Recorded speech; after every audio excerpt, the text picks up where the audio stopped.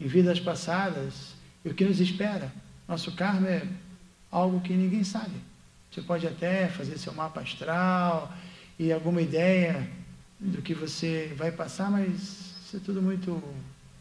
Hoje em dia não existe assim, uma ciência tão absoluta, tão autorizada, está tudo muito perdido, né?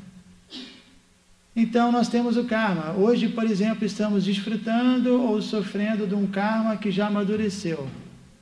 Tem outros karmas que estão acontecendo e a gente fica perdido. Para que lado vai esse karma? Não sei.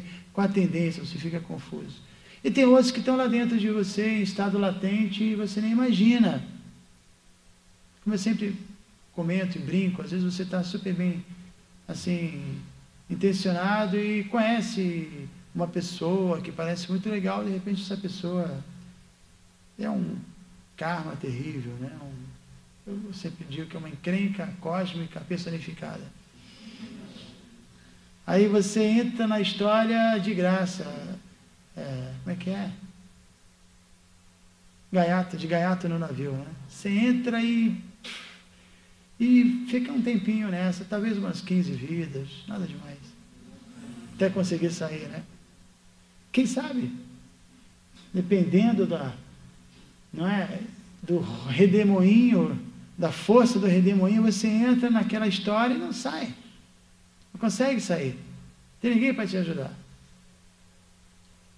Isso em Bengali é chamado Rabudubu, que é até engraçado, né? Rabudubu significa redemoinho, de atividades insensatas, de você ficar preso, e às vezes você pensa que vai salvar. Um exemplo que é dado, que é até engraçado também, nesse redemoinho você vê um cachorro, você se agarra no rabo do cachorro, pensando que você vai salvar, mas é uma piada, né? E nós nos agarramos em coisas que são... E para nós, isso vai salvar, estou investindo... Não. Ninguém nesse mundo é muito complicado. E Maya significa o quê? Ilusão. Ela te dá com uma mão e te tira com a outra. E, toma, você agora vai ser promovido, você vai ter isso, e faça isso, e se afaste de Deus.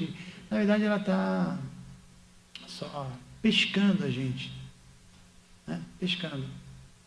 Maya tem essa função, energia material ilusória. Então, quando nós fazemos um pequeno movimento e atraímos a misericórdia de Krishna, especialmente a misericórdia irada, pequeno movimento, então tudo começa a mudar. Isso vai depender de nós e de mais ninguém. Pode ser que alguém nos ilumine, fale conosco, tente fazer tudo, você pode ler um livro, e não importa. Mas, em última análise, você vai decidir se você quer ou se você não quer. Se você não quer, você vai ter milhões de desculpas para dizer que tudo isso é um absurdo, que tudo isso é perda de tempo. Você vai ter milhões de argumentos. Deus vai até te dar a inteligência para você usar contra Ele, se você quiser.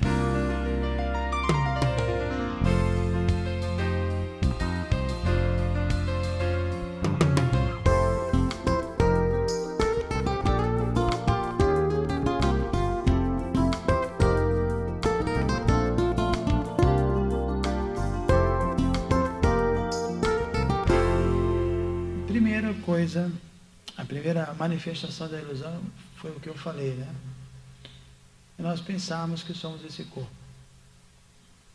Isso é a lição número 1. Aham Brahmasmi. Eu Brahmasmi, sou espiritual. Primeira coisa, a pessoa tem que entender isso, filosoficamente, que ela não é material, que ela é uma alma espiritual. Se nós quisermos falar em vida espiritual, temos que partir do ponto que somos espirituais.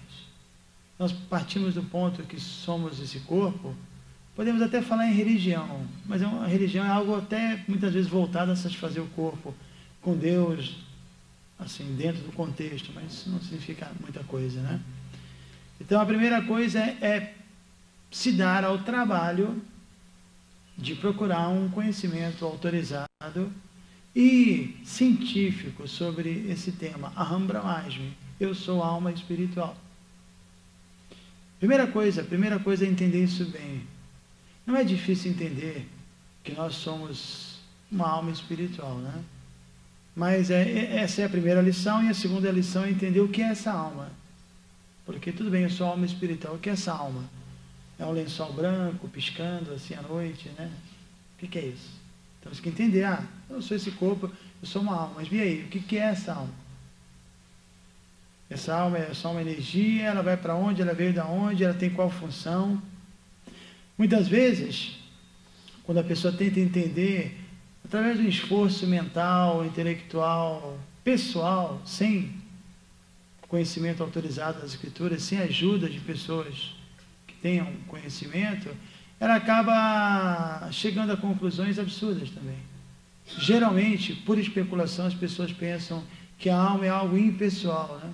É só uma energia que não tem, assim, personalidade ou características pessoais. Por exemplo, como eu já disse, dei exemplo da formiga viva e a formiga morta, mas vamos dar um exemplo no ser humano. Quando a alma parte do corpo, o corpo se torna um cadáver, não é? Ele não fala, ele não pensa, ele não deseja nada, não sente, não ouve, acabou. Mas quando a alma está lá dentro, mesmo o corpo que não fala, passa a falar. Mesmo os olhos que não veem, passam a ver, né? Os ouvidos que não ouvem, passam a ouvir, por causa da presença da alma. Então, como pensar que a alma, livre do corpo, que não fala, não vê, não ouve, que ela não tem sentimento, personalidade, características, se mesmo dentro do corpo ela resiste à influência inativa, inerte do corpo, e ainda faz ele ganhar vida e falar e pensar e sentir emoções e gostar e não gostar e desejar e pensar e se comunicar e desejar, e como é isso? Não faz sentido.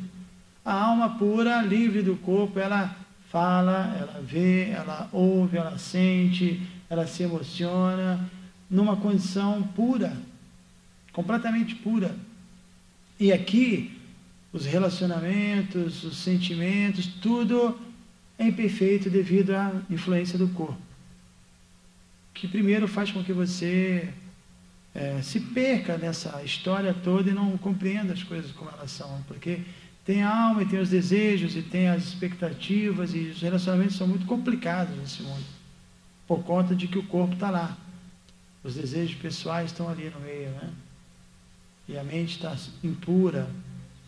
E aí volta ao mesmo ponto. A primeira coisa é limpar a consciência, porque tudo tem dois estados. A água pode ser pura, pode ser impura, o corpo pode ser saudável ou não, que não deixa de ser puro ou impuro, e a consciência também. A consciência, originalmente, ela é pura, mas ela pode estar impura, como a água. A água impura, originalmente, é pura, mas ela agora está carregando alguma impureza, você pode se submetê-la a um processo de purificação. Também a nossa consciência agora está impura. Nós precisamos purificá-la.